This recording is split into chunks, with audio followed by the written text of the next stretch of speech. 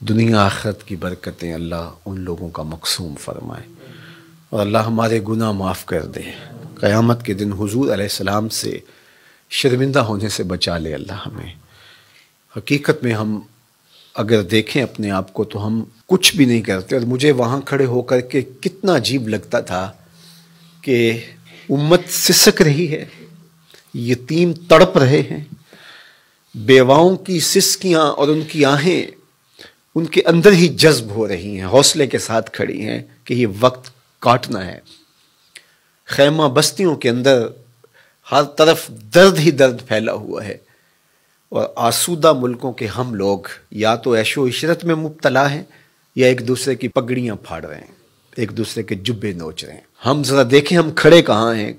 کیا یہ منہ حضور کی بارگاہ میں لے کے ہم پیش ہونے کے قابل ہیں کہ حضور کی امت پہ ابتلائیں ہوں، آزمائشیں ہوں، انسانیت تڑپ تڑپ کے دم توڑ رہی ہو، اور ہم نان ایشوز کو اٹھائیں اور پھر اس پر ہم مناظروں کا ایک ماحول پیدا کر دیں، اور اس امت کو ٹکڑے ٹکڑے کرنے کے عمل میں ہم معاون اور ممد ہو جائیں، اس کو ہم خدمت دین سمجھیں۔ کاش کہ ان کا درد ہم سمجھ لیں۔ اور اس کے علاوہ آپ اپنے اطراف میں دیکھیں تو کیسی کیسی زندگیاں لوگ کاٹ رہے ہیں، یہاں تھر کے اندر انسانیت کس طرح سسک رہی ہے۔ تو اللہ ہمیں اس امت کے لیے کام کرنے کی توفیق دے۔ میں پھر آپ کو کہوں گا مبلغین ساری زندگی حضور کے نام لگائیں۔ میں یہ نہ سنوں کہ آپ کے دل کے کسی مخفی خانے کے اندر بھی حصول زر کی خواہش پنپ رہی ہو، یا شہرت کی آرزوئیں نشو و نما پا رہی ہوں، اپنے آپ کو کسی سے افضل سمجھ رہے ہوں، کہ آپ سمجھ رہے ہو کہ ہم بڑا کام کر رہے ہیں۔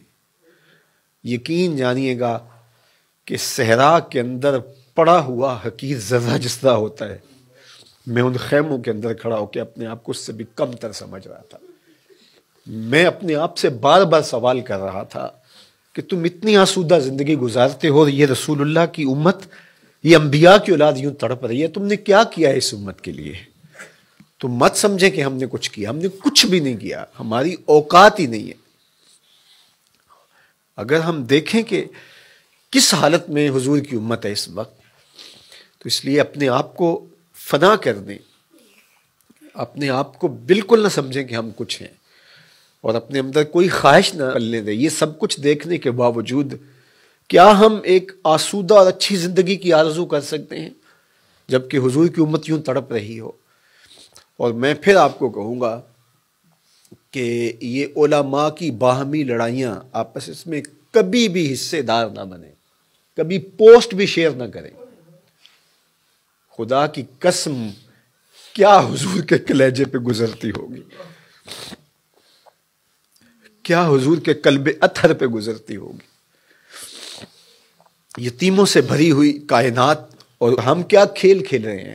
تو میں آپ سے کہوں گا کہ کبھی بھی کسی ایسی چیز میں شامل نہ ہو جو حضور کی امت کے حصے بکھرے کرنے کا ذریعہ بنے۔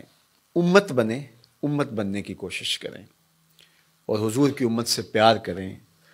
جو بھٹک گئے ہیں ان کو راہ راست پہ لانے کی کوشش کریں۔ ہمارا کام اتنا ہی ہے، یہ پیغمبروں نے بھی کہا وما علینا الا البلاغ، ہمارا کام پہنچا دینا ہے، اور انہوں نے پہنچا دیا۔